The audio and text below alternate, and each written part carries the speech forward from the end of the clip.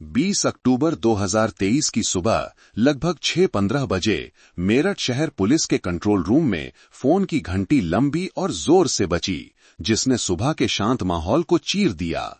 Duty पर मौजूद अधिकारी ने फोन उठाया। दूसरी तरफ से एक आदमी की घबराई हुई, हांफती हुई आवाज आई।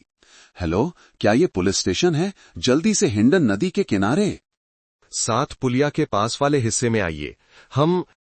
हम सुबह की सैर पर निकले थे और हमने देखा कि पानी के किनारे एक बूढ़े आदमी की लाश तैर रही है। जल्दी यहां आइए। सूचना मिलते ही मामले की गंभीरता को समझते हुए मेरठ शहर पुलिस के ड्यूटी पर मौजूद वरिष्ठ अधिकारियों ने तुरंत क्राइम ब्रांच, फॉरेंसिक टीम और स्थानीय पुलिस स्टेशन के अधिकारियों की एक टीम को घटना स्थल पर भेजा। विशेष गाड़ी का सायरन बजता हुआ उन सड़कों से गुजरा जो अभी पूरी तरह से व्यस्त नहीं हुई थीं, ताकि जल्द से जल्द सूचित स्थान पर पहुंचा जा सके। घटनास्थल नदी का एक काफी सुनसान किनारा था। नदी के किनारे एक कच्ची सड़क थी जिसके दोनों ओर घनी झाड़ियां उगी हुई थीं। वहां सुबह की सैर करने वाले कुछ लोग, जिनमें ज्यादातर बुजुर्ग थे, इकट्ठा हो गए थे। सबके चेहरे पर घबराहट और डर साफ झलक रहा था। उन्होंने पानी के किनारे से एक सुरक्षित दूरी बनाए रखी थी, जहां पीड़ित का शव एक घनी झाड़ी में फंसा हुआ था। जैसे ही उन्होंने पुलिस की गाड़ी देखी, उन्होंने राहत की सांस ली और अधिकारियों को अपना काम करने के लिए रास्ता दिया। सब इंस्पेक्टर विक्रम सिंह, जो पहली टीम का नेतृत्व कर रहे थे, ने तुरंत अपने जवानों को 50 मीटर के दायरे में पूरे इलाके की घेराबंदी करने का आदेश दिया, ताकि किसी भी जिज्ञासु व्यक्ति को अंदर आने से रोका जा सके और घटना स्थल को सुरक्षित रखा जा सके। कुछ अन्य अधिकारियों को उन लोगों से शुरुआती बयान लेने का काम सौंपा गया जिन्होंने इस घटना को सबसे पहले देखा था। इसके बाद फोरेंसिक टीम के कर्मचारियों ने पीड़ित के शव को सावधानी से बाहर निकाला। पीड़ित लगभग 70 साल का एक बुजुर्ग व्यक्ति था, जिसने गहरे रंग की चेक वाली शर्ट और एक काली पैंट पहन रखी थी। पानी में रहने के कारण शरीर में हल्की सूजन के लक्षण दिख रहे थे। त्वरित जांच में उनकी पिछली जेब में रखे एक पुराने चमड़े के बटुए में उनके पहचान पत्र अभी भी मौजूद थे। मृतक की पहचान जल्द ही हो गई। वो श्री रमेश चंद्र शर्मा थे, जिनका जन्म 1953 में हुआ था। एक सेवानिवृत्त हिंदी शिक्षक जो मेरठ के शास्त्री नगर में एक छोटे से घर में रहते थे। घटनास्थल पर प्रारंभिक आकलन 2 संभावनाओं की ओर इशारा कर रहा था। पहली संभावना एक दुर्भाग्यपूर्ण दुर्घटना की थी। नदी का ये किनारा काफी फिसलन भरा था, घास घनी थी और कोई सुरक्षा रेलिंग नहीं थी। हो सकता है कि पिछली शाम या सुबह जल्दी टहलते समय श्री शर्मा का पैर फिसल गया हो और वो नदी में गिरकर डूब गए हों। दूसरी संभावना आत्महत्या की थी। शुरुआती जानकारी से पता चला कि श्री शर्मा अकेले रहते थे। उनकी पत्नी का काफी समय पहले निधन हो गया था और उनके बच्चे दूर रहते थे। ऐसे मामले दुर्लभ नहीं हैं, जहां अकेलेपन और अवसाद से ग्रस्त बुजुर्ग लोग मुक्ति के लिए मौत को गले लगा लेते हैं।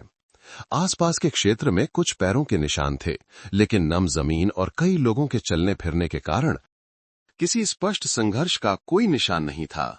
सब कुछ एक दुखद व्यक्तिगत त्राजेडी जैसा लग रहा था। हालांकि चूंकि यह एक अज्ञात कारण से हुई मौत का मामला था, इसलिए उचित प्रक्रिया और अधिकार क्षेत्र के अनुसार पूरी प्रारंभिक फाइल और घटना स्थान को आगे की जांच के लिए मेरठ जिला पुलिस की क्राइम ब्रांच को सौंप दिया गया। उसी दिन इंस्पेक्टर विजय प्रताप सिंह, जो अपने दृढ़ संकल्प और तेज विश्लेषण क्षमता के लिए प्रसिद्ध एक अन्वेषक थे, के सीधे नेतृत्व में जिले के सबसे कुशल जांचकर्ताओं, जासूसों और फोरेंसिक विशेषज्ञों की एक विशेष जांच दल SIT का गठन किया गया। जबकि जासूसों ने पीड़ित की पहचान और संबंधों को सत्यापित करने के लिए पहली जांच शुरू की, जिला फोरेंसिक केंद्र में एक व्यापक और सावधानीपूर्वक शव परीक्षण किया गया। यह एक महत्वपूर्ण चरण था जो प्रारंभिक निष्कर्षों को पलट सकता था या उनकी पुष्टि कर सकता था। डॉक्टर आलोक वर्मा, फॉरेंसिक विभाग के प्रमुख, जिन्हें दर्जनों वर्षों का अनुभव और हजारों जटिल शव परीक्षणों का अनुभव था, इस मामले के सीधे प्रभारी थे। वो और उनके सहयोगी एक ठंडे कमरे में तेज सर्जिकल लाइटों के नीचे पूरी एकाग्रता के साथ काम कर रहे थे, ताकि कोई भी छोटी से छोटी डिटेल भी न छूटे। और यहीं पर श्री शर्मा की मौत के पीछे का भयानक सच धीरे धीरे सामने आने लगा। डूबने की परिकल्पना के पूरी तरह से विपरीत घातक विरोधाभास सामने आने लगे। पहला और सबसे महत्वपूर्ण विरोधाभास पीड़ित के श्वसन तंत्र में था। जब कोई व्यक्ति पानी में डूबता है तो जीवित रहने की सहज प्रवृत्ति के कारण वो हताशा में संघर्ष करता है, जिससे उसके फेफड़ों और पेट में बड़ी मात्रा में पानी चला जाता है, जिससे फेफड़ों में तीव्र सूजन एक्यूट पल्मोनरी एडिमा हो जाती है। लेकिन जब डॉक्टर वर्मा ने शव परीक्षण किया तो वो बेहद हैरान रह गए। छाती को खोलने और श्वास नली की जांच करने की प्रक्रिया में एक गंभीर असामान्यता का पता चला। श्री शर्मा के दोनों फेफड़ों में पानी की मात्रा बहुत कम थी, लगभग नगण्य, और श्वासन नली से गुलाबी झाग निकलने की कोई घटना नहीं थी। पीड़ित का पेट भी लगभग खाली था। ये एक सामान्य डूबने का मामला नहीं हो सकता, डॉक्टर वर्मा ने अपने सहायक से कहा।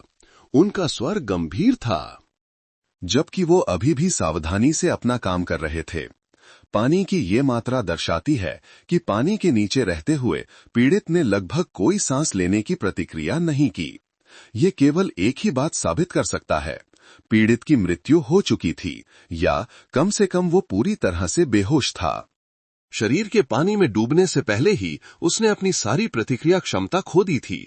संदेह का बीज बोया जा चुका था, और यह तब और मजबूत हो गया जब डॉक्टर वर्मा ने पीड़ित की गर्दन की जांच शुरू की। शुरुआत में पानी में भीगने के कारण मृतक की त्वचा पीली पड़ गई थी और कुछ हद तक सूज गई थी, जिससे छोटे निशानों को पहचानना बहुत मुश्किल था। लेकिन उच्च तीव्रता वाली विशेष रोशनी और एक बड़े आवर्धक कांच के नीचे एक भयानक विवरण सामने आया। श्री शर्मा की गर्दन के चारों ओर एक हल्का लेकिन बहुत गहरा निशान था, जो लगभग एक बंद घेरा बना रहा था। इस निशान की चौड़ाई काफी समान थी, लगभग 1 सेंटीमीटर, और इसकी सतह सपाट थी, जो ये दर्शाता था कि ये किसी नर्म रस्सी जैसी वस्तु से बना था, न कि आकस्मिक खरोंचों से। इससे भी महत्वपूर्ण बात यह है कि जब इस क्षेत्र में त्वचा के नीचे की जांच की गई तो डॉक्टर वर्मा ने अनगिनत छोटे छोटे रक्तस्राव के धब्बे पाए। ये गले पर अत्यधिक दबाव के कारण रक्त वाहिकाओं के फटने का एक क्लासिक चिकित्सा संकेत है, जिससे मस्तिष्क में तीव्र ऑक्सीजन की कमी होती है। इन दोनों कारकों को मिलाकर एक लगभग निश्चित निष्कर्ष निकाला गया। श्री रमेश चंद्र शर्मा का गला घोंटकर हत्या की गई थी। मामला पूरी तरह से बदल गया था। एक दुर्भाग्यपूर्ण दुर्घटना से ये एक अत्यंत चतुराई से छुपाई गई हत्या में बदल गया था। लेकिन फोरेंसिक विशेषज्ञ यहीं नहीं रुके। वे छोटे विवरणों की तलाश करते रहे, जो मूल्यवान सुराग हो सकते थे। हत्यारे द्वारा अनजाने में छोड़ी गई एक निशानी, जो जांचकर्ताओं को उसकी असली पहचान तक पहुंचने में मदद कर सकती थी। और उन्हें वो तब मिला जब उन्होंने श्री शर्मा की पहनी हुई चेक वाली शर्ट की बारीकी से जांच की। शव परीक्षण टीम के एक युवा जांचकर्ता ने चतुराई से देखा कि ऊपर से दूसरा बटन टूटा हुआ था। ये पुराना होने के कारण सामान्य रूप से धागे के टूटने से नहीं हुआ था, बल्कि इसे हिंसक रूप से खींचा गया था, जिससे कपड़े के किनारे पर केवल कुछ फटे हुए धागे रह गए थे। ये विवरण इस बात का एक शक्तिशाली प्रमाण था कि एक भयंकर संघर्ष हुआ था। बहुत संभव है कि अपने अंतिम प्रतिरोध के क्षणों में पीड़ित ने अपनी या हत्यारे की शर्ट को पकड़ लिया हो, जिससे इतना बल उत्पन्न हुआ हो कि बटन टूट गया। अंतिम निर्णायक सुराग, जिसे फोरेंसिक विज्ञान का सोना माना जाता है, पीड़ित के हाथों में था। श्री शर्मा के नाखून काफी लंबे और साफ सुथरे नहीं थे, एक विवरण जो महत्वहीन लग सकता था, लेकिन हत्यारे के लिए एक घातक जाल बन गया। डॉक्टर वर्मा ने विशेष कीटाणु रहित उपकरणों का उपयोग करके नाखूनों के नीचे फंसे सबसे छोटे नमूनों को सावधानी पूर्वक एकत्र किया, विशेष रूप से दाहिने हाथ की उंगलियों से, जो पीड़ित का प्रमुख हाथ था। इन नमूनों को माइक्रोस्कोप के नीचे जांचने के परिणाम ने पूरी जांच टीम की सांसें रोक दी। श्री शर्मा के नाखूनों के नीचे उन्हें 2 प्रकार के अजीब निशान मिले। पहला गहरे नीले रंग के कुछ छोटे छोटे कपड़े के रेशे थे, जो पीड़ित के पहने हुए किसी भी कपड़े से बिल्कुल मेल नहीं खाते थे। दूसरा, और इससे भी महत्वपूर्ण, उन्हें किसी अन्य व्यक्ति की कुछ त्वचा कोशिकाएं भी मिलीं। ये वह निशान था जो तब रह गया था जब पीड़ित ने अपने जीवन के अंतिम क्षणों में हताशा में हत्यारे को खरोचा था। हत्यारे का डीएनए का नमूना अब उनके हाथों में था। सभी फोरेंसिक जांच परिणामों को एक विस्तृत और पूर्ण रिपोर्ट में संकलित किया गया और तुरंत सिट प्रमुख इंस्पेक्टर विजय प्रताप सिंह को भेज दिया गया। अंतिम निष्कर्ष पर कोई बहस नहीं थी। श्री रमेश चंद्र शर्मा का गला घोंटकर किसी अन्य स्थान पर हत्या की गई थी। फिर हत्यारे ने अपराध को छिपाने के लिए शव को नदी में फेंक दिया ताकि ये एक डूबने का मामला लगे। मामला आधिकारिक तौर पर हत्या के आरोप में दर्ज किया गया। सिट और छिपे हुए हत्यारे, जिसे एक गणनात्मक, चालाक और क्रूर व्यक्ति माना जा रहा था, के बीच दिमागी लड़ाई अब वास्तव में शुरू हो गई थी। मेरठ जिला पुलिस की विशेष जांच दल, जिसका नेतृत्व इंस्पेक्टर विजय प्रताप सिंह, एक अनुभवी और तेज दिमाग वाले जांचकर्ता कर रहे थे, का गठन शव मिलने के उसी दिन दोपहर में कर दिया गया था। श्री रमेश चंद्र शर्मा की क्रूर हत्या, जिसे एक चालाकी से बनाए गए झूठे घटनास्थल से ढका गया था, ने तुरंत ही इस शांत शहर पर एक उदास साया डाल दिया था। पीड़ित एक सेवानिवृत्त शिक्षक थे, जिन्होंने अपना पूरा जीवन शालीनता और सम्मान के साथ जिया था, और उनकी किसी से कोई दुश्मनी नहीं थी। उनकी बर्बरतापूर्ण हत्या ने स्थानीय जनता में आक्रोश और भय की लहर पैदा कर दी थी। एक अदृश्य लेकिन भारी दबाव इंस्पेक्टर विजय और एसआईटी के सभी सदस्यों के कंधों पर था। उन्हें समय के साथ दौड़ लगानी थी ताकि हत्यारे को पकड़ा जा सके, न केवल मृतक को न्याय दिलाने के लिए, बल्कि जनता को आश्वस्त करने और सामाजिक सुरक्षा व्यवस्था को फिर से स्थापित करने के लिए भी। तुरंत जांच का काम सबसे बुनियादी पेशेवर प्रक्रियाओं के अनुसार तत्काल और व्यापक रूप से शुरू किया गया। इंस्पेक्टर विजय ने बल को कई जांच टीमों में विभाजित किया, जो एक साथ काम कर रही थीं, ताकि संदिग्धों के दायरे को जल्दी से सीमित किया जा सके और पीड़ित के जीवन से संबंधित विवरणों को स्पष्ट किया जा सके। पहली और किसी भी हत्या के मामले में सबसे तार्किक जांच दिशा पीड़ित के सभी पारंपरिक संबंधों की जांच पर केंद्रित थी। एक अनुभवी कप्तान के नेतृत्व वाली एक टीम को तुरंत श्री शर्मा के बच्चों से संपर्क करने का काम सौंपा गया, जो मुंबई शहर में रहते और काम करते थे। फोन पर अपने पिता के बारे में भयानक खबर पाकर उनके तीनों बच्चे, 2 बेटे और 1 बेटी, जैसे सुन्न हो गए। उन्हें अपने कानों पर विश्वास नहीं हो रहा था। वे कल्पना भी नहीं कर सकते थे कि उनके सौम्य पिता इस तरह की भयानक मौत मर सकते हैं। उन्होंने तुरंत उत्तर भारत के लिए पहली उपलब्ध उड़ान के टिकट बुक किए। हर किसी का चेहरा स्तब्ध था, इस क्रूर और दर्दनाक सच्चाई से हैरान था।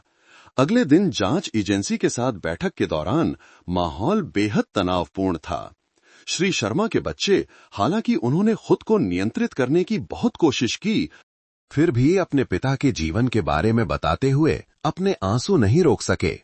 उन्होंने पुष्टि की कि उनके पिता एक बहुत ही अंतर्मुखी और भावुक व्यक्ति थे, खासकर 5 साल पहले उनकी मां की मृत्यु के बाद।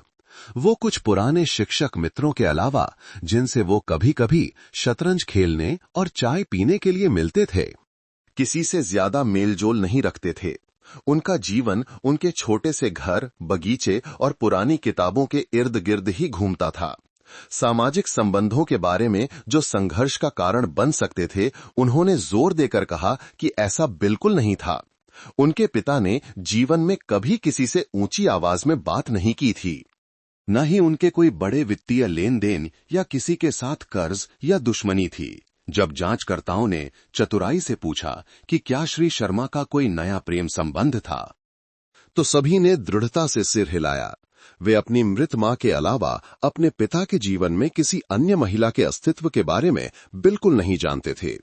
उनके द्वारा प्रदान की गई जानकारी ने केवल श्री शर्मा के चित्र को और स्पष्ट किया। एक अकेला, सौम्य बूढ़ा आदमी, एक गैर विशिष्ट पीड़ित जो व्यक्तिगत दुश्मनी के कारण हत्या का लक्ष्य नहीं हो सकता था। इसके साथ ही अन्य जासूसी टीमों को भी विभिन्न आवासीय क्षेत्रों में भेजा गया, जहां उन्होंने दर्जनों लोगों से बयान लिए। श्री शर्मा के पड़ोसियों से लेकर उनके पुराने दोस्तों और सहकर्मियों तक सभी बयान आश्चर्यजनक रूप से मेल खाते थे। उन्होंने सभी ने श्री शर्मा को एक सौम्य, अनुकरणीय व्यक्ति, एक सम्मानित पूर्व शिक्षक के रूप में वर्णित किया, जो शांति से रहते थे लेकिन बहुत निजी भी थे। किसी ने भी उन्हें कभी अजनबियों के साथ या उनकी दैनिक गतिविधियों में कोई असामान्य या संदिग्ध व्यवहार करते नहीं देखा था। केवल एक छोटा सा विवरण, एक विवरण जो महत्वहीन लग सकता था, का उल्लेख सामने वाले घर के एक युवक रोहित और कुछ अन्य पड़ोसियों ने किया था। वो ये था कि हाल ही में लगभग कुछ महीनों से श्री शर्मा बहुत खुश और अधिक जीवंत लग रहे थे। कभी कभी वे उन्हें बरामदे में अकेले बैठे देखते, हाथ में नया खरीदा हुआ स्मार्टफोन। उनकी आंखें स्क्रीन पर टिकी होती और फिर वे अचानक अकेले ही मुस्कुरा देते। लेकिन उस समय किसी ने इस पर ध्यान नहीं दिया या इसके बारे में गहराई से नहीं सोचा। उन्होंने बस ये मान लिया कि शायद बूढ़े सज्जन को बुढ़ापे में कोई नई खुशी मिल गई है।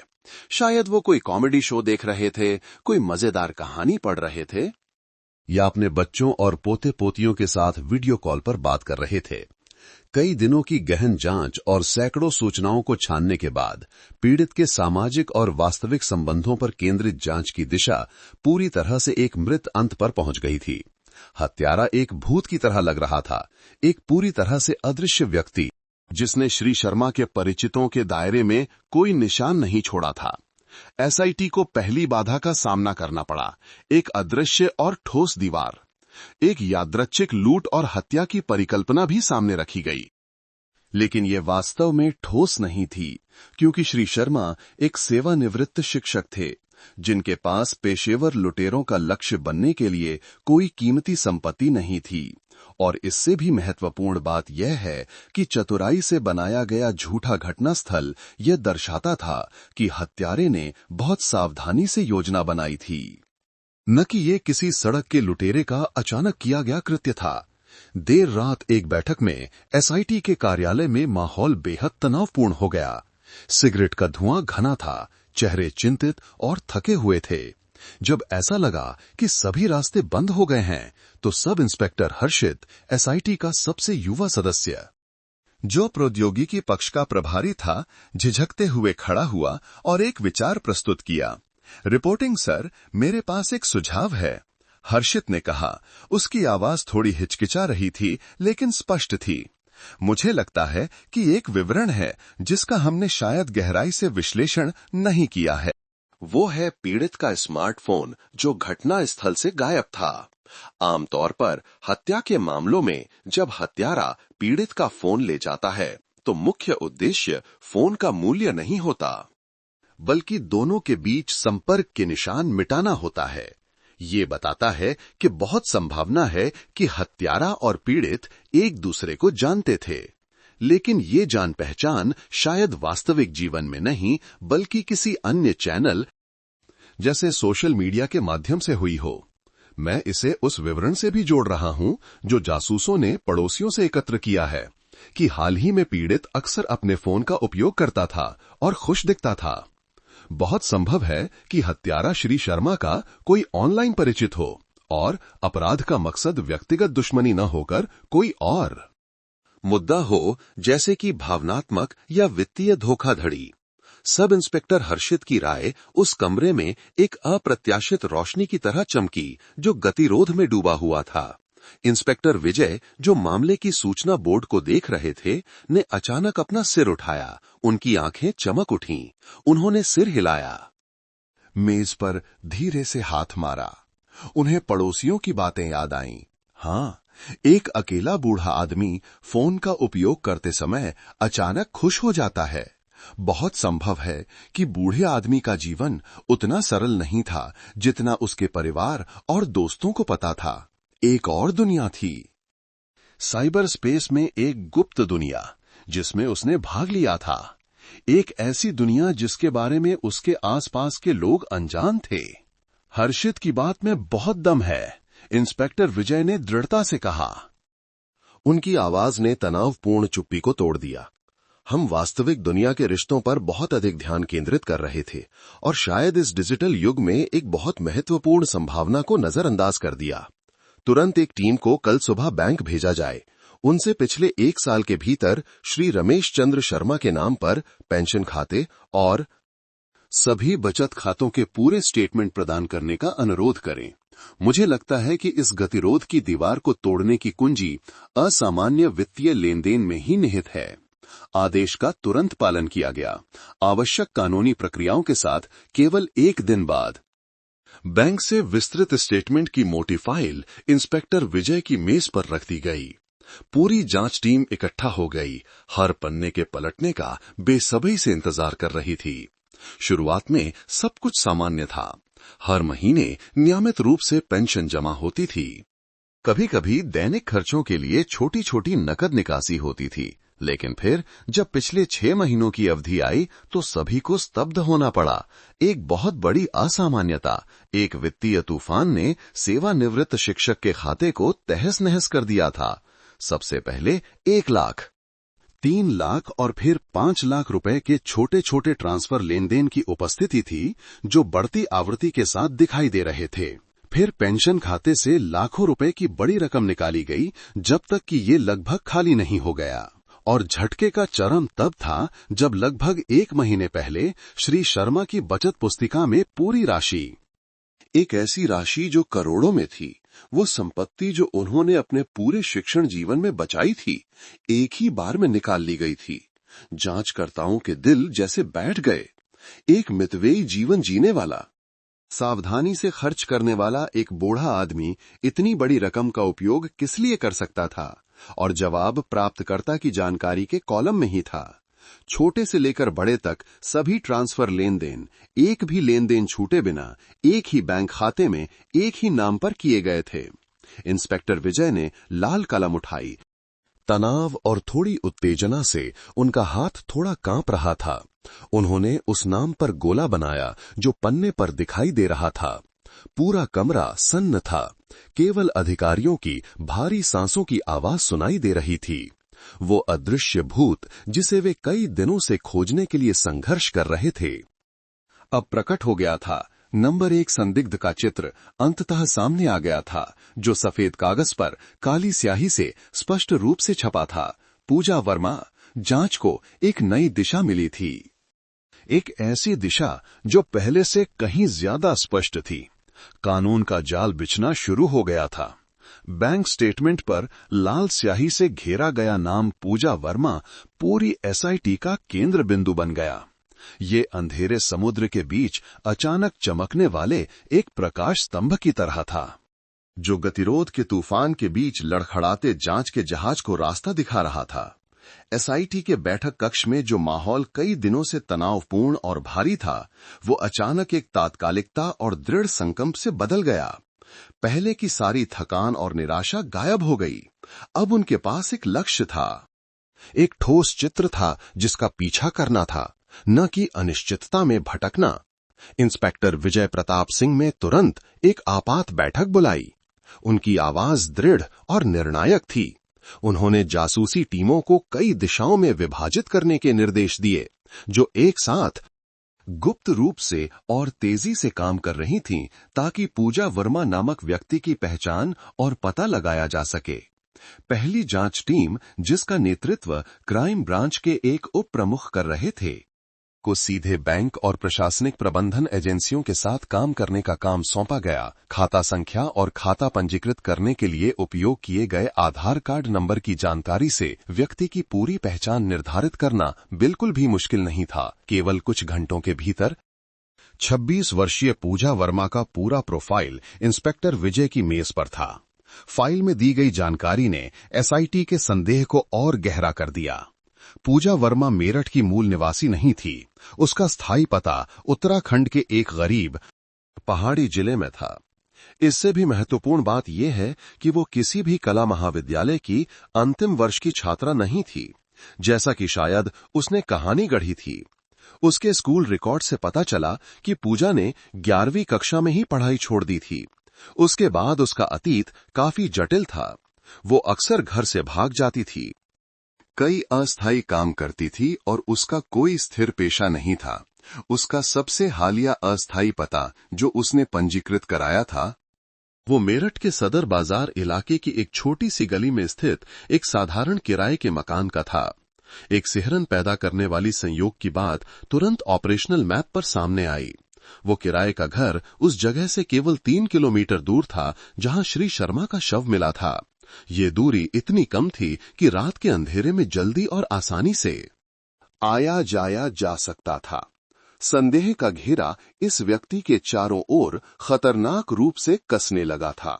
तुरंत सबसे अनुभवी अधिकारियों की एक बाहरी जासूसी टीम, जिनके पास भेस बदलने और भूमिका निभाने की अच्छी क्षमता थी, को उस किराए के घर में भेजा गया ताकि गुप्त रूप से निगरानी और सत्यापन के उपाय किए जा सकें। वे जल्दी से आसपास के आवासीय वातावरण में घुल मिल गए। कोई एक युवा जोड़े के रूप में किराए का कमरा खोजने का नाटक कर रहा था, कोई गली के कोने पर ग्राहक का इंतजार कर रहे एक बाइक टैक्सी ड्राइवर की भूमिका में था, और कोई एक फेरी वाला बन गया। ये सब इसलिए था ताकि वे संदिग्ध को सबसे स्वाभाविक तरीके से देख सकें और बिना किसी संदेह के आसपास के लोगों से जानकारी एकत्र कर सकें। और जो कुछ उन्होंने पहले दिन एकत्र किया, उसने पूजा वर्मा का असली चेहरा उजागर कर दिया और मामले में एक और महत्वपूर्ण कड़ी खोल दी। पूजा वर्मा वास्तव में उस पते पर रह रही थी, लेकिन वो अकेली नहीं थी। पूजा के साथ रहने वाला एक व्यक्ति था जिसकी पहचान आधार कार्ड डेटाबेस के माध्यम से जल्दी से 28 वर्षीय राजेश कुमार के रूप में हुई, जिसका भी कोई स्थिर पेशा नहीं था और विशेष रूप से 2 साल पहले सार्वजनिक अव्यवस्था फैलाने के लिए उसका एक आपराधिक रिकॉर्ड था। राजेश कुमार के सामने आने से एसआईटी को एक नई परिकल्पना बनानी पड़ी। ये किसी एक व्यक्ति का अपराध नहीं था, बल्कि बहुत संभव है कि यह एक जोड़े का काम था। एक ऐसा संगठन जिसमें सावधानी पूर्वक योजना और मिलीभगत थी। ये झूठे घटनास्थल को बनाने में चतुराई और चालाकी की भी व्याख्या करता है। किराएदार के वेश में जासूसों ने चतुराई से मकान मालकिन से बात करने के लिए संपर्क किया।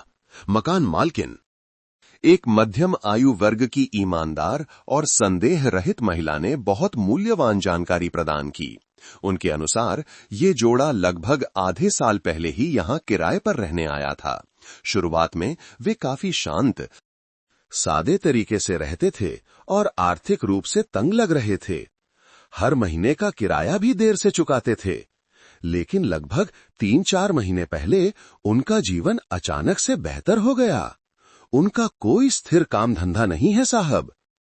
मकान मालकिन ने एक खाली कमरा दिखाते हुए जासूस से कहा, सुना है पूजा ऑनलाइन कुछ छोटा मोटा सामान बेचती है और राजेश तो दिन भर आवारागर्दी करता है, लेकिन हाल ही में वे पानी की तरह पैसा बहा रहे हैं। उन्होंने अभी अभी एक नई चमकदार सफेद स्कूटी खरीदी है जिसकी कीमत लाखों में होगी। फोन तो वे लगातार बदलते रहते हैं, सब महंगे वाले। ब्रांडेड कपड़े तो रोज खरीदते हैं और कभी कभी वे बैग उठाकर शिमला, गोवा घूमने चले जाते हैं और कई दिनों बाद लौटते हैं। मैं और आसपास के कुछ घर वाले भी हैरान थे कि उन्होंने लॉटरी जीती है या ऐसा क्या कर रहे हैं कि इतनी जल्दी अमीर हो गए। ये जानकारी उन टुकड़ों की तरह थी जो श्री शर्मा के बैंक स्टेटमेंट से एसआईटी के विश्लेषण से पूरी तरह मेल खाते थे। जिस समय पूजा और राजेश अचानक अमीर हुए, वो पूरी तरह से उस समय से मेल खाता था जब सेवानिवृत्त शिक्षक के खाते से बेरहमी से पैसा निकाला जाने लगा था। मामले के 2 मुख्य संदिग्धों का चित्र दिन ब दिन स्पष्ट होता जा रहा था। उनके पास कोई स्थिर नौकरी नहीं थी, लेकिन वे फिजूल खर्ची कर रहे थे। एक पुरुष और एक महिला का जोड़ा। इन सभी बातों ने इंस्पेक्टर विजय और उनकी टीम को एक बेहद क्रूर भावनात्मक धोखाधड़ी की कहानी की कल्पना करने पर मजबूर कर दिया, जबकि जासूस पूजा और राजेश की हर हरकत पर कड़ी नजर रखे हुए थे। इंस्पेक्टर विजय ने एक और टीम, उच्च तकनीक वाली टीम को वैज्ञानिक सबूतों को मजबूत करने पर ध्यान केंद्रित करने का निर्देश दिया। ऐसे अकाट्य सबूत ताकि जब वे अदालत में पेश हों तो उन दुष्टों के पास अपराध से इनकार करने का कोई रास्ता न बचे।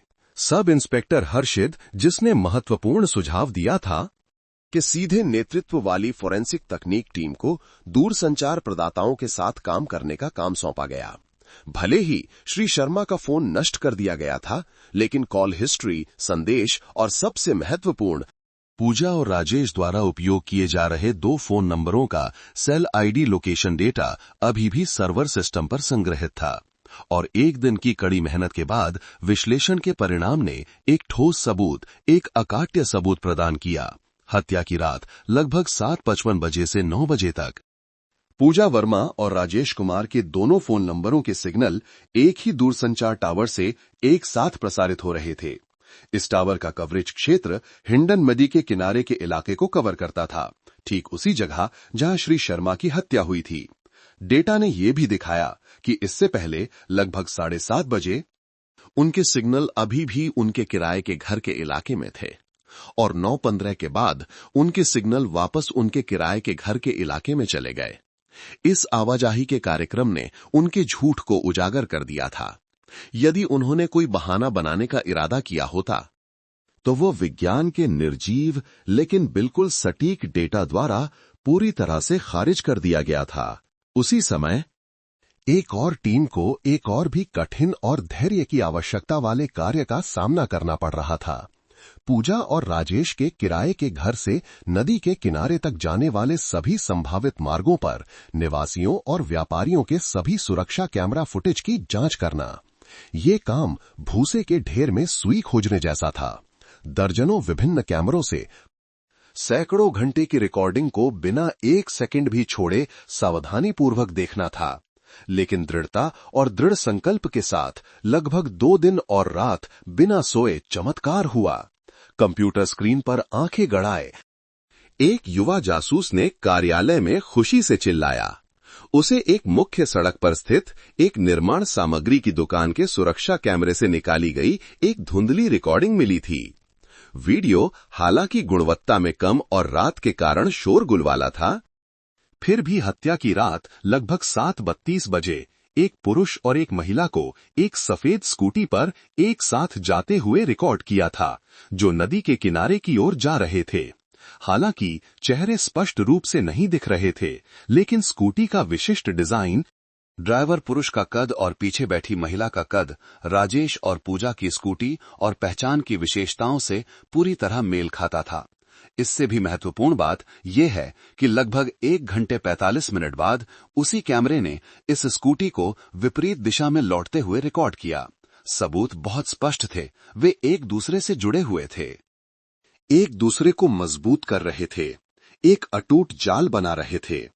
बैंक स्टेटमेंट से संपत्ति हड़पने के मकसद से लेकर रहने के समय और स्थान के संयोग तक, और फोन लोकेशन डेटा और सुरक्षा कैमरा फुटेज से अकाट्य वैज्ञानिक सबूतों तक, एसआईटी के पास ये पुष्टि करने के लिए पर्याप्त आधार थे कि पूजा वर्मा और राजेश कुमार ही वे 2 हत्यारे थे जिन्होंने धोखाधड़ी, संपत्ति हड़पने की योजना बनाई और फिर सुराग मिटाने के लिए श्री रमेश चंद्र शर्मा की बेरहमी से हत्या कर दी।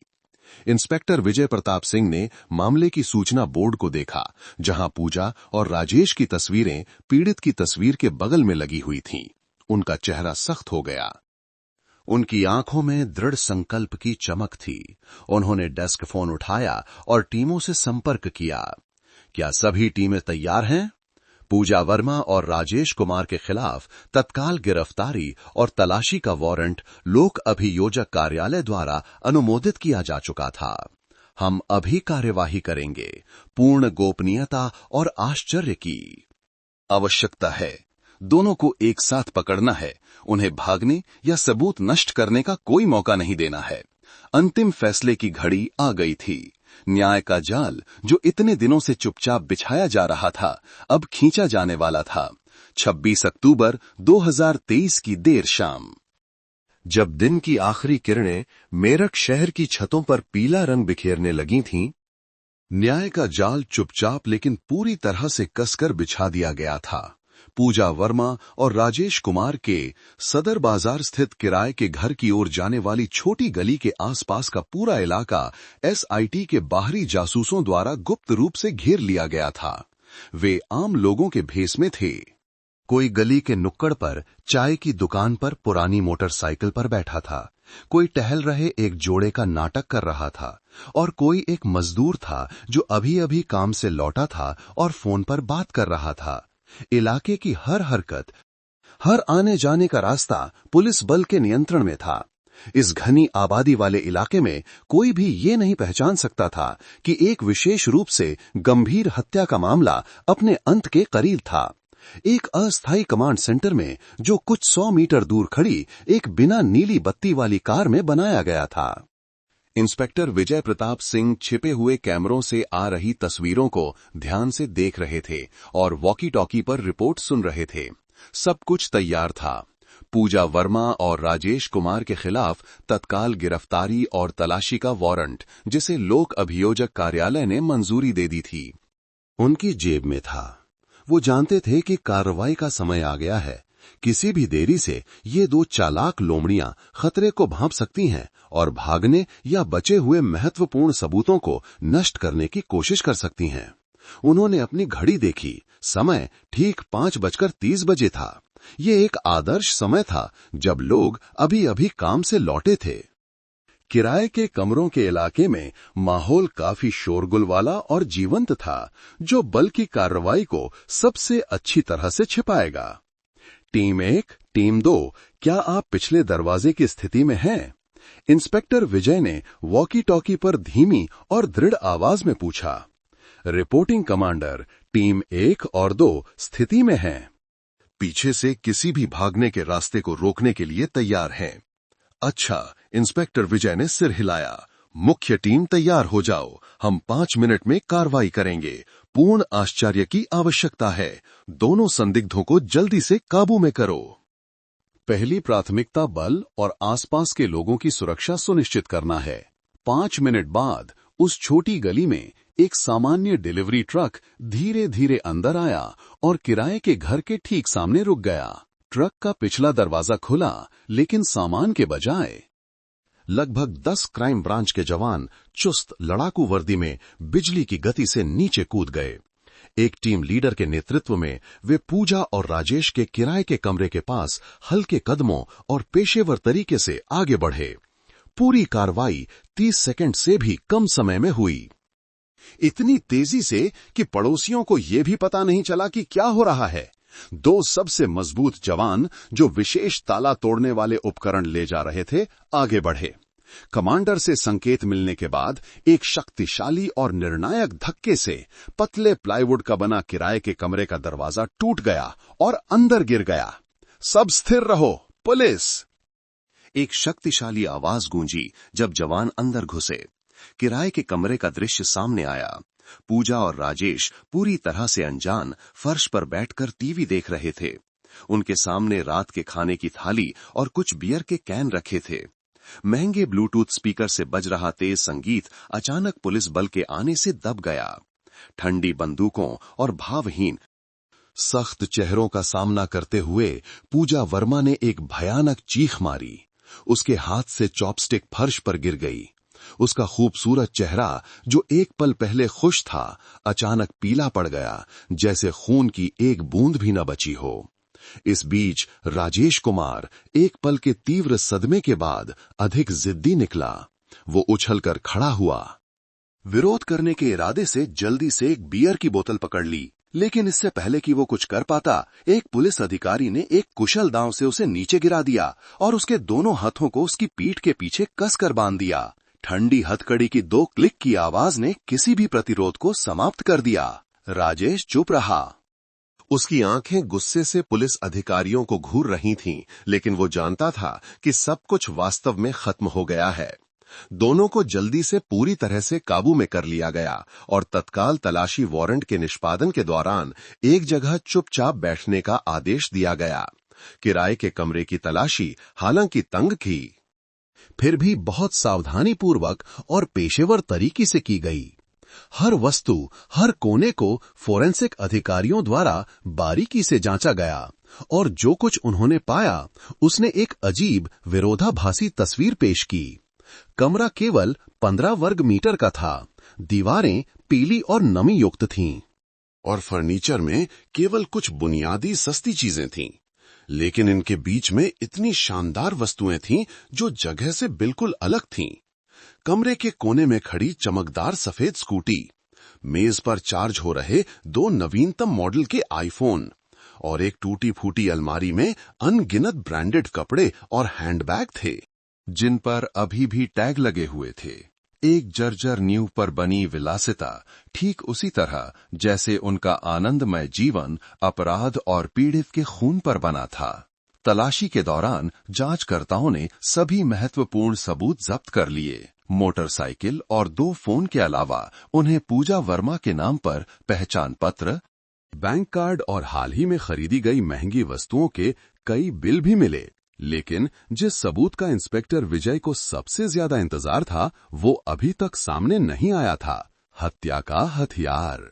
उनका मानना था कि अपराधियों की मानसिकता के साथ वे अभी भी रस्सी को कमरे में कहीं छिपाकर रख सकते हैं। लगभग 1 घंटे की तलाशी के बाद जब एक अधिकारी पुराने लोहे के बिस्तर की बारीकी से जांच कर रहा था, तो उसने एक असामान्यता देखी।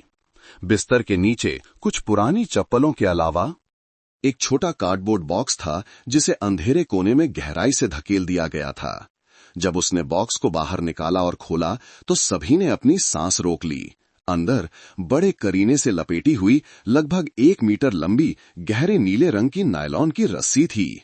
इसका आकार, रंग और सामग्री फोरेंसिक विभाग के हत्या के हथियार के बारे में प्रारंभिक निष्कर्षों से पूरी तरह मेल खाती थी। रिपोर्टिंग कमांडर, संदिग्ध हत्या का हथियार मिल गया है। अधिकारी ने दृढ़ता से रिपोर्ट किया। सब कुछ पूरी तरह से एकत्र कर लिया गया था। इंस्पेक्टर विजय ने जवानों को संदिग्धों को गाड़ी में ले जाने का इशारा किया। पूजा और राजेश को हथकड़ी लगाकर ले जाने के दृश्य ने पूरे किराए के घर के इलाके में एक बड़ी हलचल पैदा कर दी। जो पड़ोसी पहले उत्सुक थे कि क्या हो रहा था, अब समझ गए थे। वे इकट्ठा हो गए, फुसफुसाते हुए। उनकी आंखों में आश्चर्य, भय और उस जोड़े के प्रति थोड़ी घृणा थी, जिनसे वे कल तक उनकी असामान्य संपत्ति के लिए ईर्ष्या करते थे। पूजा वर्मा ने अपना सिर नीचे झुका लिया। उसके लंबे बाल नीचे लटक रहे थे, जो उसके आंसुओं और अपमान से भरे चेहरे को छिपा रहे थे। जबकि राजेश कुमार ने अपना सिर ऊंचा रखा, भारी कदमों से चलते हुए। उसकी आंखें विशेष गाड़ी में धकेले जाने से पहले एक आखिरी विद्रोही नजर से आसपास के लोगों को देख रही थीं। गाड़ी चली, 2 हत्यारों और अकाट्य सबूतों को लेकर छोटे से गली से निकलकर जिला पुलिस मुख्यालय की ओर बढ़ गई। सड़क की बत्तियां जलने लगी थीं, शहर रोशन हो गया था। लेकिन पूजा और राजेश के लिए सजा और प्रतिशोध की एक अंधेरी और लंबी रात अभी शुरू ही हुई थी। पूछताछ कक्ष में दिमागी लड़ाई, जहां सभी मुखौटे उतारे जाएंगे, उनका इंतजार कर रही थी। 26 अक्टूबर 2023 की रात मेरठ जिला पुलिस मुख्यालय का माहौल पहले से कहीं ज्यादा घना और तनावपूर्ण हो गया था। सफल छापेमारी और गिरफ्तारी के बाद पूजा वर्मा और राजेश कुमार को 2 अलग अलग पूछताछ कक्षों में ले जाया गया, जो एक दूसरे से पूरी तरह से अलग थे। ये एक बुनियादी पेशेवर प्रक्रिया थी, लेकिन इसका सामरिक महत्व बहुत बड़ा था, ताकि मिलीभगत को रोका जा सके, संदिग्धों के बीच मानव वैज्ञानिक संबंध को तोड़ा जा सके और प्रत्येक व्यक्ति पर अलग अलग दबाव बनाया जा सके। इंस्पेक्टर विजय प्रताप सिंह ने एसआईटी के साथ एक त्वरित बैठक के बाद, जिसमें कार्यों का आवंटन और पूछताछ की योजना तय की गई, ने सीधे पूछताछ की मेज पर बैठने का फैसला किया। इस बर्बर हत्या के मामले के 2 मुख्य संदिग्धों का सामना करने के लिए वो जानते थे कि यद्यपि एकत्र किए गए वैज्ञानिक सबूतों ने लगभग घेरा कस दिया था, लेकिन हत्यारे का कबूलनामा अभी भी अंतिम और सबसे महत्वपूर्ण कड़ी थी, ताकि मामले की फाइल को पूरी तरह से पूरा किया जा सके, जिससे उन्हें अदालत में अपराध से इनकार करने का कोई मौका न मिले। पहले पूछताछ कक्ष में, जहां पूजा वर्मा बैठी थी, को मनोवैज्ञानिक दबाव को अधिकतम करने के लिए न्यूनतम रूप से डिजाइन किया गया था।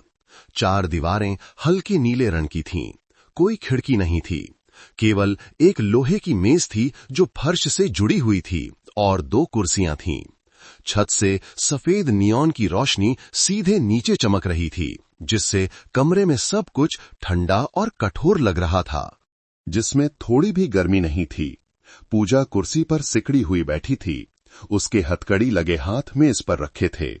वो मनमोहक सुंदरता और आकर्षण, जिसका इस्तेमाल वो भोले भाले पुरुषों को फंसाने के लिए करती थी, अब घबराहट और हताशा में बदल गया था। उसके लंबे बाल, जो आमतौर पर सावधानी से संवारे जाते थे, अब पसीने से उलझे हुए थे। उसके चेहरे पर मेकअप आंसुओं से धुल गया था, जिससे उसकी पीली त्वचा और सूजी हुई लाल आंखें दिखाई दे रही थीं। जैसे ही कमरे का दरवाजा खुला और इंस्पेक्टर विजय एक सचिव की भूमिका में एक और जांचकर्ता के साथ अंदर आए, पूजा तुरंत फूट फूट कर रोने लगी। एक सावधानी पूर्वक गणना किया गया नाटक, एक भूमिका जिसे उसने अपने दिमाग में पहले से तैयार कर रखा था, शुरू हो गया। वो फूट फूट कर रोई। उसका शरीर कांप रहा था। अपनी दयनीय परिस्थितियों के बारे में बता रही थी कि कैसे उसे राजेश ने मजबूर किया, धमकाया और हेर फेर किया। उसने एक भोली भाली लड़की की छवि बनाने की कोशिश की, जो गलत प्यार में पड़कर अपराध के रास्ते पर चली गई। एक दयनीय शिकार, न कि एक ठंडे खून वाली अपराधी। मैं अपनी गलती जानती हूं। मैं राजेश से बहुत प्यार करती थी, इसलिए उसने जो भी कहा मैंने मान लिया। पूजा ने सिसकते हुए कहा। उसकी आवाज टूट रही थी। वो जांचकर्ताओं की सहानुभूति हासिल करने की कोशिश कर रही थी। मुझे बिल्कुल नहीं पता था कि उसका इरादा किसी को मारने का है। जब मैंने उसे श्री शर्मा पर हमला करते देखा तो मैं बहुत डर गई। मैं कुछ नहीं कर सकी। उसने मुझे चुप रहने के लिए मजबूर किया, धमकी दी कि अगर मैंने कुछ कहा तो वो मुझे भी मार डालेगा। कृपया मेरा विश्वास करें सर, मैं वास्तव में नहीं चाहती थी कि ऐसा हो। पूजा के चालाक नाटक का सामना करते हुए इंस्पेक्टर विजय पूरी तरह से शांत रहे। उन्होंने उसे बीच में नहीं टोका, न ही उन्होंने उसकी आंसुओं से कोई अधीरता या भावना दिखाई। वो बस चुपचाप सामने की कुर्सी पर बैठ गए। उनकी पैनी आंखें सीधे पूजा को देख रही थीं, एक ऐसी भेदक दृष्टि जिसने उसे बेचैन कर दिया। उन्होंने उसे रोने दिया, उसे अपनी भूमिका निभाने दी। जांचकर्ता की शक्तिशाली चुप्पी हजारों डांट फटकार से ज्यादा भारी थी। जब उसने देखा कि पूजा थकने लगी है और उसका रोना धीमा हो गया है, तो उसने धीरे धीरे पहली फाइल लोहे की मेज पर रखी, जिससे एक सूखी टक की आवाज आई। ये उसके बैंक खाते का विस्तृत स्टेटमेंट था। उसने उसे पूजा की ओर धकेल दिया। पूजा वर्मा, इसे ध्यान से देखो। इंस्पेक्टर विजय की आवाज धीमी और सपाट थी, जिसमें कोई भावना नहीं थी। ये तुम्हारे नाम के खाते का लेन देन इतिहास है। श्री रमेश चंद्र शर्मा ने 6 महीने में तुम्हें कुल 28.7 लाख रुपए ट्रांसफर किए हैं। ये कोई छोटी रकम नहीं है। तुम कहती हो कि तुम्हें मजबूर किया गया था, तो फिर हर बार पैसे मिलने के बाद तुम राजेश कुमार के साथ महंगी मोटरसाइकिल खरीदने, शिमला और गोवा में छुट्टियां मनाने क्यों गईं? ये तस्वीरें हमने तुम्हारे फेसबुक अकाउंट से निकाली हैं। क्या ये किसी मजबूर व्यक्ति का काम है? पूजा चुप हो गई। उसकी आंखें बड़ी हो गईं। उन नंबरों और तस्वीरों पर टिकी हुई थीं, जो उसके अपने शानदार जीवन की शेखी बघारने वाली पोस्टों से ली गई थीं। उसे उम्मीद नहीं थी कि जांच एजेंसी इतनी जल्दी और इतनी विस्तृत जानकारी हासिल कर सकती है। असली घबराहट उसके चेहरे पर साफ झलकने लगी। वो हकलाने लगी, एक कमजोर बहाना बनाने की कोशिश कर रही थी। वो राजेश ने मुझे ऐसा करने के लिए मजबूर किया था। उसने कहा कि हमें अमीर दिखना होगा ताकि कोई शक न करे। सारे पैसे वही संभालता था। इंस्पेक्टर विजय ने धीरे से सिर हिलाया और तस्वीरों का एक और सेट निकाला, जो स्पष्ट रूप से रंगीन प्रिंटेड थे। उसने उन्हें मेज पर ऐसे फैला दिया जैसे वो ताश का खेल खेल रहा हो जिसमें जीत निश्चित हो। ये तस्वीरें निर्माण सामग्री की दुकान के सुरक्षा कैमरे से निकाली गई थीं। ये तुम्हारी और राजेश की तस्वीर है, जो 20 अक्टूबर की शाम 7:32 पर हिंडन नदी के किनारे की ओर जा रहे हैं। और ये तुम दोनों की तस्वीर है, जो 9:17 वापस आ रहे हो। क्या तुम इसमें खुद को पहचानती हो? पूजा ने तस्वीरों को देखा। उसका शरीर कांपने लगा। उसके झूठ की परतें एक एक करके अकाट्य सबूतों के सामने उधेड़ी जा रही थीं। और ये इंस्पेक्टर विजय ने जारी रखा। उनकी आवाज अब और भारी हो गई थी, जैसे एक चट्टान संदिग्ध के पहले से ही कमजोर मनोविज्ञान पर गिर रही हो। दूरसंचार टावरों से लोकेशन का नक्शा है। ये दिखाता है कि तुम्हारे और राजेश के फोन के सिग्नल अपराध स्थल पर 8 बजे से 9:03 के बीच एक साथ मौजूद थे। ये समय पीड़ित की मृत्यु के समय से पूरी तरह मेल खाता है, जैसा कि फोरेंसिक विभाग ने निर्धारित किया है। पूजा वर्मा, तुम इन सभी संयोगों की व्याख्या कैसे करोगी? या तुम ये कहना चाहती हो कि राजेश कुमार अकेले हत्या करने जाते समय तुम्हारा फोन भी अपने साथ ले गया था? अकाट्य वैज्ञानिक सबूतों के लगातार हमले ने अंततः पूजा द्वारा बनाए गए झूठे बचाव की दीवार को पूरी तरह से ध्वस्त कर दिया। वो समझ गई कि सभी इनकार, सभी नाटक अब व्यर्थ हो गए हैं। कानून की सबसे कठोर सजा का असली डर अब उसके पूरे दिमाग पर हावी हो गया था। पूजा ने अपना सिर मेज पर पटक दिया। इस बार उसका रोना नाटक नहीं था, बल्कि पूरी तरह से निराशा और टूटन का रोना था। थोड़ी देर बाद उसने आंसुओं में अपना सिर उठाया और अपनी धोखाधड़ी की पूरी कहानी कबूल करना शुरू कर दिया। लेकिन एक घायल जानवर की तरह जो अभी भी भागने का रास्ता खोजने की कोशिश कर रहा है, उसने अभी भी सबसे जघन्य अपराध का सारा दोष अपने प्रेमी पर डालने की कोशिश की। मैं सब कुछ कबूल करती हूं। यह सच है कि मैंने श्री शर्मा से पैसे ठगे थे। उसने कबूल किया। उसकी आवाज कर्कश थी। लेकिन मैं कसम खाती हूं कि मैं उन्हें मारना नहीं चाहती थी। जब उन्होंने पुलिस को बुलाने की धमकी दी तो राजेश ने ही कहा था कि सुराग मिटाने के लिए उन्हें मारना होगा। उसने ही सारी योजना बनाई थी। उसने मुझे उन्हें फोन करके नदी के किनारे बुलाने के लिए मजबूर किया। मैं उसकी बात मानने से इनकार नहीं कर सकी, क्योंकि मुझे डर था कि वो मुझे मारेगा। उस रात राजेश ने अकेले ही रस्सी से श्री शर्मा का गला घोंटा था। मैं वहां खड़ी थी, बहुत डरी हुई थी, इसलिए मैं कुछ नहीं कर सकी। मैं एक साथी हूं, लेकिन मैं हत्यारा नहीं हूं। कृपया मेरा विश्वास करें सर। इस बीच दूसरे पूछताछ कक्ष में राजेश कुमार के साथ दिमागी लड़ाई एक पूरी तरह से अलग पटकथा के अनुसार चल रही थी। वो कुर्सी पर चुपचाप बैठा था। उसकी पीठ सीधी थी। उसके हथकड़ी लगे हाथ मेज पर रखे थे। उसका चेहरा पत्थर की तरह ठंडा था, जिसमें कोई भावना नहीं थी। वो एक ऐसा व्यक्ति था जिसे पुलिस का सामना करने का अनुभव था। एक जिद्दी और अड़ियल व्यक्ति। जांचकर्ताओं ने चाहे कोई भी सवाल पूछा हो, उसने केवल चुप्पी या मुझे नहीं पता, मेरा कोई लेना देना नहीं है जैसे रूखे भावहीन जवाब दिए। उसका मानना था कि जब तक वो अपना मुंह नहीं खोलेगा, कोई कबूलनामा नहीं करेगा, पुलिस उसका कुछ नहीं कर सकती, चाहे उनके पास कितने भी सबूत क्यों न हों। राजेश की जिद को देखते हुए इंस्पेक्टर विजय ने पूजा का बयान लेने के बाद एक निर्णायक मनोवैज्ञानिक दांव खेलने का फैसला किया। वो कमरे में दाखिल हुआ, राजेश के सामने बैठ गया। उसकी आवाज शांत थी, लेकिन उसमें एक छिपा हुआ अर्थ था। राजेश कुमार, तुम्हें चुप रहने का अधिकार है, ये तुम्हारा अधिकार है, लेकिन मुझे लगता है कि एक जांचकर्ता के रूप में ये मेरी जिम्मेदारी है कि मैं तुम्हें एक बात बता दूं, ताकि जब तुम अदालत में जाओ तो तुम्हें कोई आश्चर्य ना हो। बगल के कमरे में पूजा वर्मा ने सब कुछ कबूल कर लिया है। राजेश एक पल के लिए थोड़ा चौंक गया, लेकिन उसने जल्दी से अपना ठंडा भाव वापस पा लिया। उसने एक चुनौतीपूर्ण मुस्कान के साथ उपहास किया, जैसे वो विश्वास नहीं कर रहा हो। इंस्पेक्टर विजय ने उसकी प्रतिक्रिया पर कोई ध्यान नहीं दिया। उसने जारी रखा, उसने कबूल किया है कि धोखाधड़ी और हत्या की पूरी योजना अकेले तुमने ही बनाई और उसे अंजाम दिया। उसने कहा कि वो तुम्हारे हाथ की कठपुतली थी, जिसे तुमने हर काम करने के लिए मजबूर किया, धमकाया।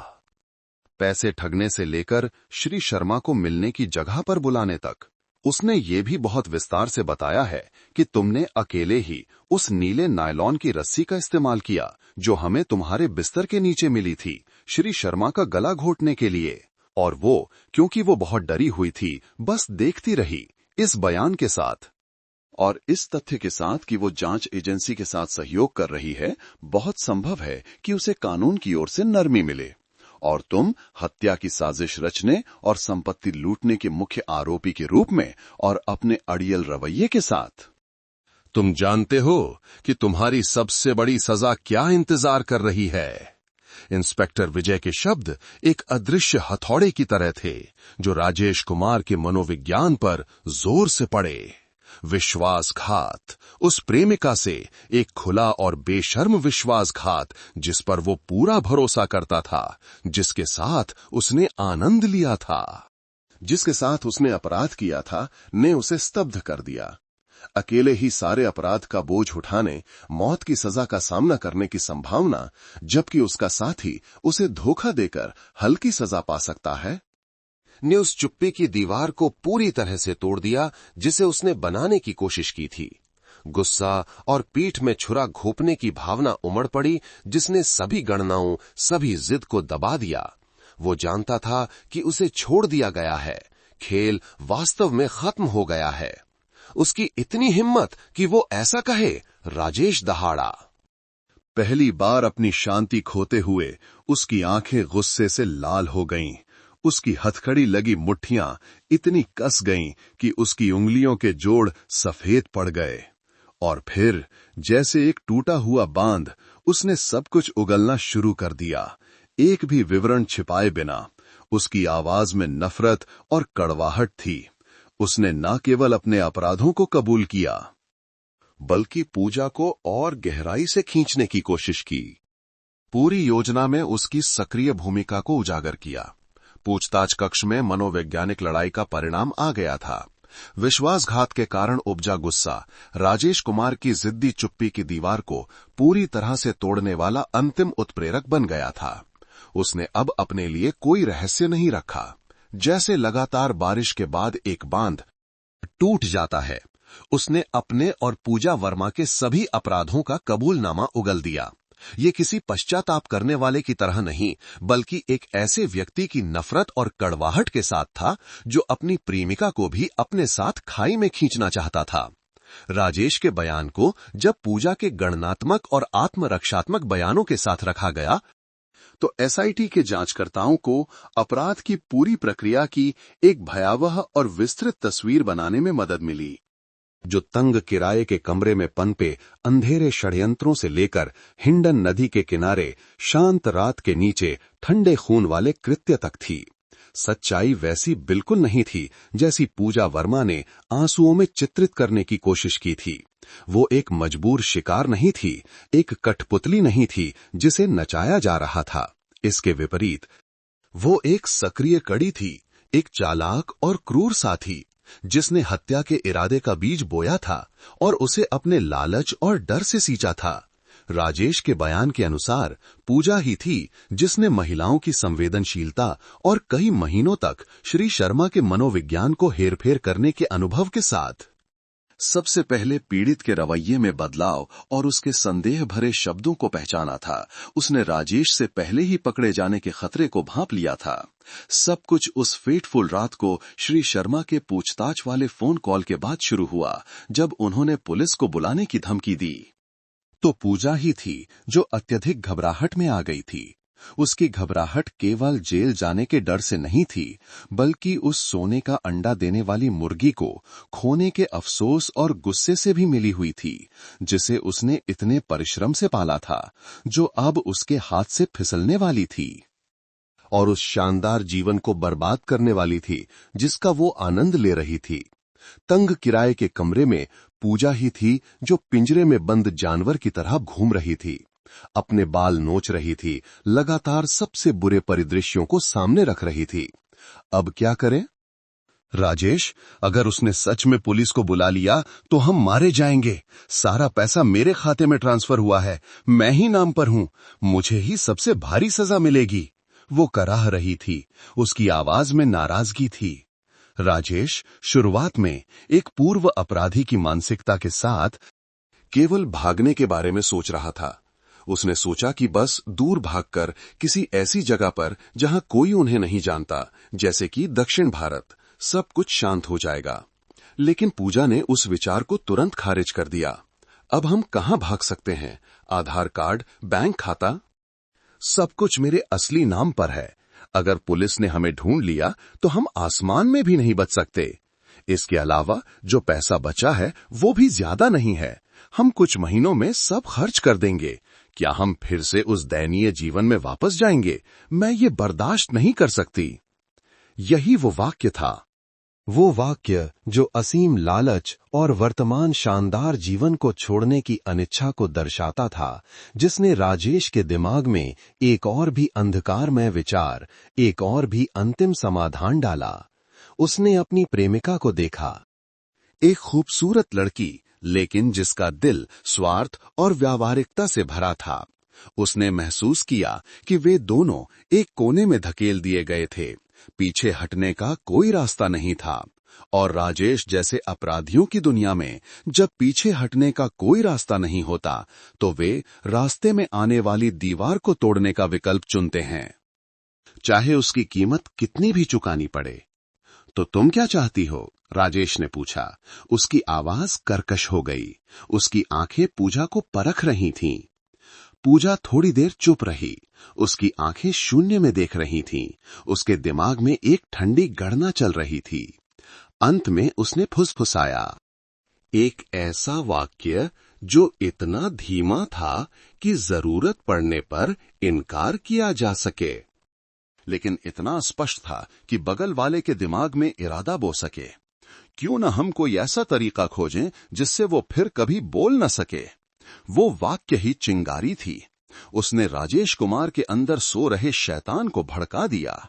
उसने पूजा को देखा और अपनी प्रेमिका की आंखों में उसे एक निर्दोष व्यक्ति का डर नहीं बल्कि एक इंतजार, एक भयावह मौन सहमति दिखाई दी। उस क्षण से सुराग मिटाने के लिए हत्या की योजना आधिकारिक तौर पर बन गई थी। उन्होंने घबराहट में अचानक कोई कार्य नहीं किया था। इसके विपरीत योजना बहुत सावधानी से चर्चा और तैयार की गई थी। राजेश कानून से निपटने के अपने अनुभव के साथ मुख्य कदमों की रूपरेखा तैयार करने वाला था। उसने चाकू या अन्य तेज हथियारों का उपयोग नहीं करने का फैसला किया जो बहुत अधिक खून बहा सकते थे, जिन्हें छिपाना मुश्किल होता और जो आसानी से निशान छोड़ देते।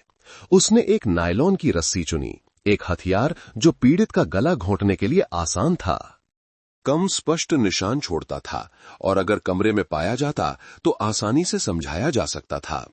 उसने ही अपराध स्थल के रूप में सुनसान नदी के किनारे को चुना, एक आदर्श स्थान जहां हमला किया जा सके और फिर शव को पानी में फेंककर डूबने से हुई दुर्घटना का दृश्य बनाया जा सके। इस बीच पूजा वर्मा की भूमिका भी उतनी ही महत्वपूर्ण थी। वही थी जिसने अंतिम फोन कॉल के लिए पटकथा लिखी थी। कई महीनों की बातचीत के बाद श्री शर्मा के मनोविज्ञान की अपनी समझ के आधार पर पूजा जानती थी कि केवल एक पछतावा करने वाली दयनीय लड़की की भूमिका निभाकर जो पैसे वापस करना चाहती है, ही उस भोले भाले बूढ़े आदमी को बिना किसी संदेह के अकेले मिलने की जगह पर आने के लिए मना सकती है। उस फेटफुल फोन कॉल में हर शब्द, हर सिसकी पूजा द्वारा पहले से ही गणना और अभ्यास की गई थी। वो न केवल चारा थी बल्कि उस अंतिम नाटक की निर्देशक भी थी जो पीड़ित को मौत के घाट उतारने वाला था। हत्या की रात दोनों की मानसिकता भी राजेश के बयान के माध्यम से स्पष्ट रूप से फिर से बनाई गई थी। वो शांत और ठंडा लग रहा था। उसके लिए ये एक काम था जिसे करना था, एक जोखिम जिसे एक आरामदायक जीवन पाने के लिए उठाना था। उसने रस्सी तैयार की, पेट्रोल की जांच की और हर क्रिया की योजना एक स्पष्ट तरीके से बनाई। इसके विपरीत पूजा काफी तनावग्रस्त और चिंतित लग रही थी, लेकिन उसकी चिंता राजेश के अनुसार विवेक की पीड़ा नहीं थी बल्कि योजना के विफल होने का डर, पकड़े जाने का डर था। मिलने की जगह पर जाते समय वो लगातार राजेश से योजना के बारे में पूछती रही, उसे निर्णायक रूप से कार्य करने और कोई निशान न छोड़ने की याद दिलाती रही। पीड़ित का गला घोंटने के बाद राजेश ने श्री शर्मा की तलाशी लेकर उनका फोन और बटुआ ले लिया था।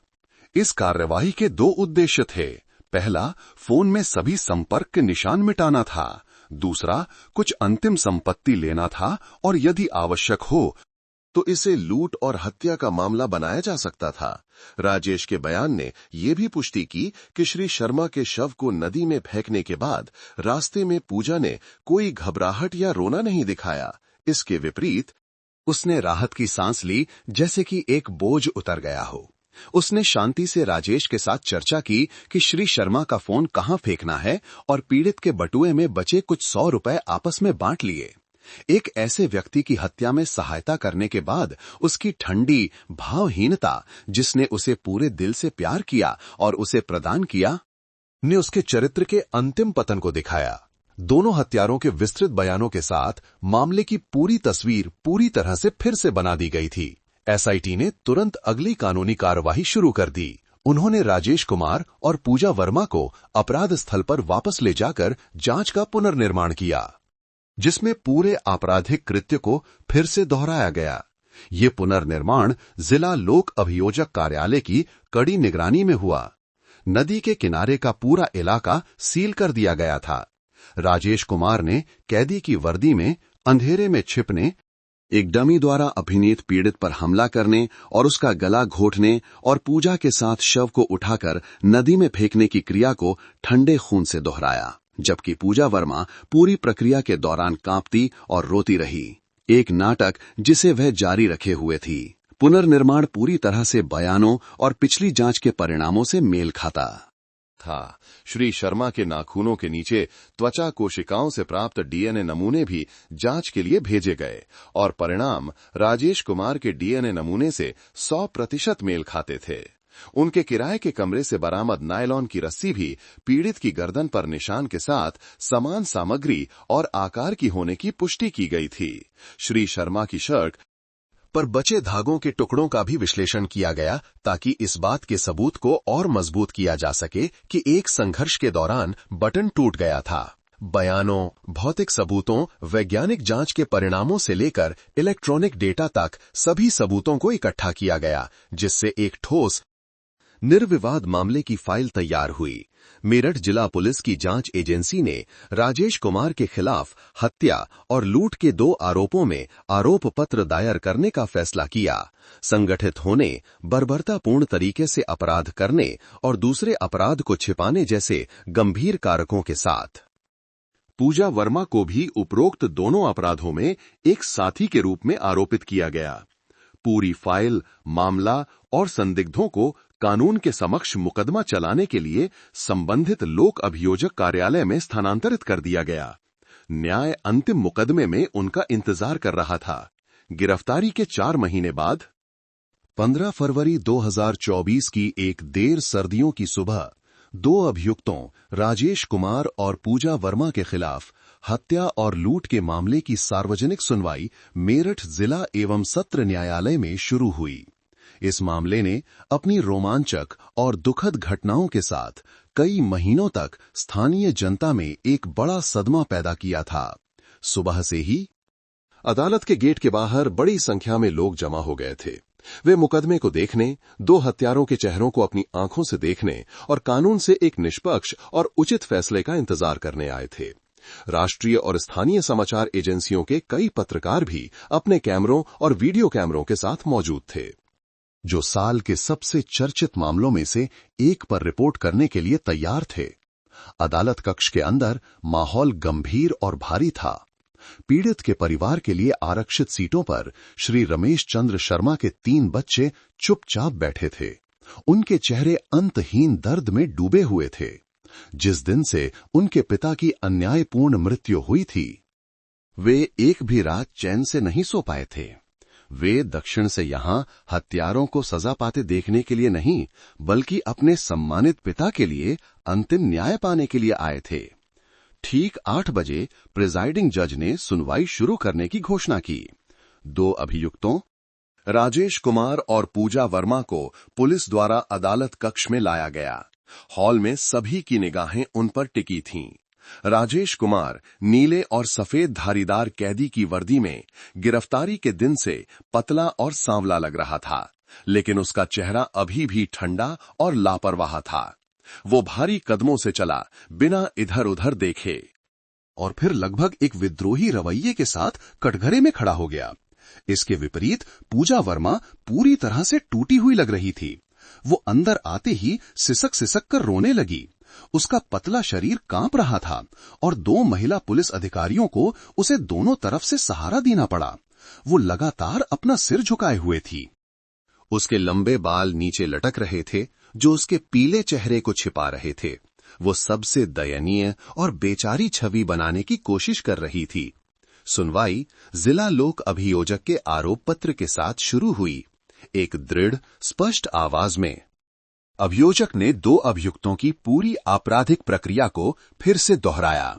एक विस्तृत तस्वीर जिसमें पूजा वर्मा ने जानबूझकर सोशल मीडिया पर नकली तस्वीरों का उपयोग करके एक अनाथ दयनीय कॉलेज छात्रा की कहानी गढ़ी, ताकि वह एक अकेले सेवानिवृत्त शिक्षक श्री रमेश चंद्र शर्मा से संपर्क कर सके और उनके मनोविज्ञान को हेरफेर कर सके। इसके बाद व्यवस्थित रूप से धोखाधड़ी और संपत्ति की हेराफेरी की प्रक्रिया, जिसमें कुल 28.7 लाख रुपए की राशि हड़प ली गई, और अंत में अपराध का चरम जब धोखाधड़ी का पर्दाफाश होने का खतरा था, तो दोनों ने मिलकर सुराग मिटाने के लिए बेरहमी से हत्या की योजना बनाई और फिर अपराध को छिपाने के लिए डूबने से हुई दुर्घटना का एक झूठा घटनास्थल बनाया। अपने आरोप पत्र को मजबूत करने के लिए अभियोजन पक्ष ने एक एक करके अदालत के समक्ष अकाट्य सबूत पेश किए। सबसे पहले वित्तीय सबूत थे, जिसमें बैंक खाते के पूरे स्टेटमेंट, मनी ट्रांसफर ऑर्डर और श्री शर्मा के हस्ताक्षर वाले बचत निकासी पर्चियां शामिल थीं। इसके बाद वैज्ञानिक सबूत थे, जिन्होंने 2 हत्यारों के अनाड़ी नाटक का पर्दाफाश कर दिया था। फॉरेंसिक जांच रिपोर्ट सार्वजनिक की गई, जिसमें पुष्टि की गई कि श्री शर्मा की मौत का कारण गला घोंटने से यांत्रिक श्वासावरोध था और मृत्यु का समय पानी में डाले जाने से पहले का था। डीएनए जांच के परिणाम ने यह भी पुष्टि की कि पीड़ित के नाखूनों के नीचे पाई गई त्वचा कोशिकाएं राजेश कुमार के डीएनए नमूने से पूरी तरह मेल खाती थीं। 2 अभियुक्तों के किराए के कमरे से बरामद नीली नायलॉन की रस्सी भी हत्या का हथियार साबित हुई, जिसके सूक्ष्म रेशे पीड़ित की गर्दन पर निशान में पाए गए अजीब कपड़े के रेशों से पूरी तरह मेल खाते थे। इलेक्ट्रॉनिक सबूत भी सार्वजनिक रूप से दिखाए गए।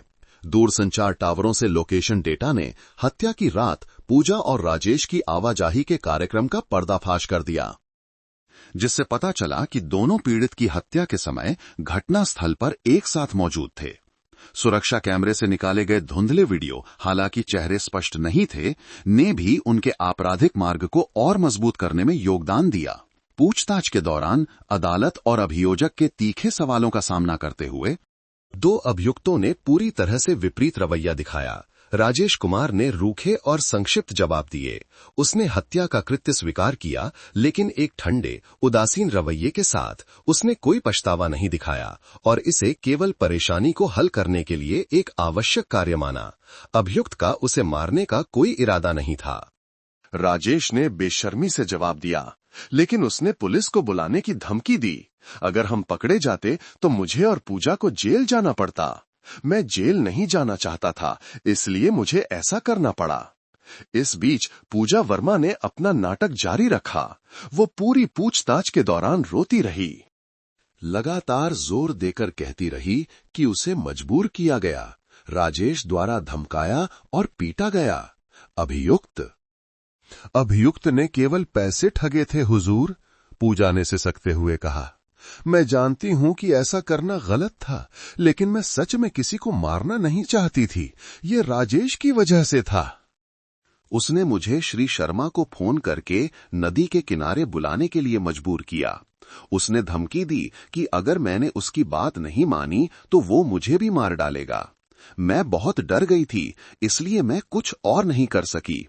कृपया अदालत मेरे लिए एक जीवन का रास्ता छोड़े। हालांकि पूजा का नाटक जल्द ही अभियोजक द्वारा उजागर कर दिया गया। उन्होंने तीखे प्रतिप्रश्न पूछे। अगर अभियुक्त को मजबूर किया गया था, तो 6 महीने की धोखाधड़ी के दौरान उसने मदद मांगने या रोकने के लिए कोई कार्रवाई क्यों नहीं की? अगर अभियुक्त राजेश से डरती थी, तो पैसे मिलने के बाद वो खुशी खुशी राजेश के साथ छुट्टियां मनाने, ब्रांडेड सामान खरीदने और सोशल मीडिया पर शेखी बघारने क्यों गई? और अंतिम फोन कॉल में अभियुक्त इतनी सहजता से एक मीठी, धोखेबाज भूमिका कैसे निभा सकती थी, एक ऐसे बूढ़े व्यक्ति को जो उसके पिता की उम्र का था? मौत की जगह पर बुलाने के लिए क्या ये किसी मजबूर व्यक्ति का काम है? इन लगातार और तार्किक सवालों के सामने पूजा वर्मा घबराने लगी। उसके जवाब विरोधाभासी और गोलमोल हो गए। एक दयनीय शिकार के नाटक में दरारें दिखने लगीं जिन्हें छुपाया नहीं जा सकता था। बचाव पक्ष के वकील और अभियोजन पक्ष के बीच बहस के बाद अदालत ने फैसला सुरक्षित रख लिया। पूरा हॉल न्याय के अंतिम फैसले का इंतजार करते हुए चुप्पी में डूब गया। जब अदालत वापस लौटी तो प्रिजाइडिंग जज ने एक दृढ़ और गंभीर आवाज में फैसला पढ़ा। उन्होंने प्रत्येक अभियुक्त की भूमिका, स्थिति और व्यवहार का स्पष्ट रूप से विश्लेषण किया। उन्होंने जोर देकर कहा कि यह एक विशेष रूप से गंभीर मामला है। अभियुक्तों के कार्यों ने न केवल एक व्यक्ति का जीवन छीन लिया, बल्कि नैतिकता के पतन और क्षय को भी दर्शाया। संपत्ति हड़पने के लिए सभी नैतिक सिद्धांतों की अवहेलना की।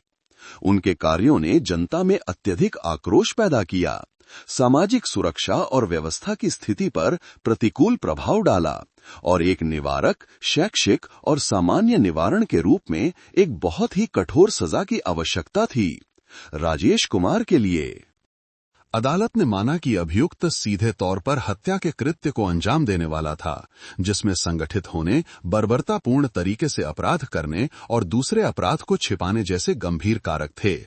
अभियुक्त ने कोई पछतावा नहीं दिखाया, इसलिए उसे समाज से स्थायी रूप से हटाना आवश्यक था। अदालत ने अभियुक्त राजेश कुमार को हत्या के लिए सर्वोच्च सजा मृत्युदंड और लूट के लिए आजीवन कारावास की सजा सुनाई। कुल सजा मृत्युदंड थी। अपनी सजा सुनकर राजेश कुमार ने केवल एक पल के लिए अपनी आंखें बंद की और फिर उन्हें खोल दिया। उसका चेहरा अभी भी ठंडा और भावहीन था। पूजा वर्मा के लिए अदालत ने माना कि यद्यपि अभियुक्त ने सीधे तौर पर पीड़ित की हत्या नहीं की, लेकिन उसने मामले में एक बहुत महत्वपूर्ण भूमिका निभाई। अभियुक्त सीधे तौर पर धोखाधड़ी और संपत्ति हड़पने के कृत्य को अंजाम देने वाली थी। इससे भी महत्वपूर्ण बात यह है कि अभियुक्त ही थी जिसने पीड़ित को चुप कराने का विचार दिया था। वही थी जिसने जानबूझकर पीड़ित को मिलने की जगह पर बुलाया था ताकि उसका साथी हमला कर सके। अभियुक्त के कार्य पीड़ित की मृत्यु का सीधा कारण थे। अदालत ने इस दलील को स्वीकार नहीं किया कि अभियुक्त को मजबूर किया गया था, बल्कि ये निर्धारित किया कि अभियुक्त एक सक्रिय साथी थी, जिसमें वो एक आरंभकर्ता और सहायक की भूमिका में थी। अदालत ने अभियुक्त पूजा वर्मा को हत्या के लिए आजीवन कारावास और लूट के लिए 20 साल की कैद की सजा सुनाई। कुल सजा आजीवन कारावास थी। अपनी सजा सुनते ही पूजा वर्मा अब अपनी दयनीयता बनाए नहीं रख सकी। उसने एक भयानक चीख मारी और फिर फर्श पर गिर गई। उसका शरीर ऐंठ रहा था। वो पागलों की तरह रो रही थी। सारा नाटक खत्म हो गया था। केवल सजा की नग्न और कड़वी सच्चाई बची थी। ठंडी नदी पर पुराने प्यार का मामला आधिकारिक तौर पर बंद हो गया था। न्याय हो चुका था। दुष्टों को उचित सजा मिल चुकी थी। लेकिन पुलिस बल की इस जीत के पीछे एक बहुत ही दर्दनाक सबक था। ये न केवल असीम लालच और मानवीय क्रूरता की कहानी थी, बल्कि आधुनिक समाज में बुजुर्गों के अत्यधिक अकेलेपन के बारे में एक गहरी चेतावनी भी थी, जो उन्हें कमजोर बना देती है और आभासी दुनिया के पीछे छिपे अमानवीय धोखेबाजों के लिए आसान शिकार बना देती है। हिंडन नदी फिर से अपनी शांत और सौम्य स्थिति में लौट आएगी, लेकिन बूढ़े शिक्षक और भाग्यवादी आभासी प्रेम की दुखद कहानी हमेशा मेरठ के लोगों के दिलों में एक दर्दनाक और अंतहीन आमाह बनी रहेगी। नमस्ते दोस्तों, कमेंट्स में जरूर बताइए कि आप कहां से हैं और आपको ये कहानी कैसी लगी। मैं ईश्वर से प्रार्थना करता हूं कि आप और आपका परिवार हमेशा सुरक्षित और खुश रहें। अगर आपके पास भी कोई ऐसी ही दिलचस्प कहानी है तो कृपया कमेंट्स में हम सबके साथ जरूर साझा करें।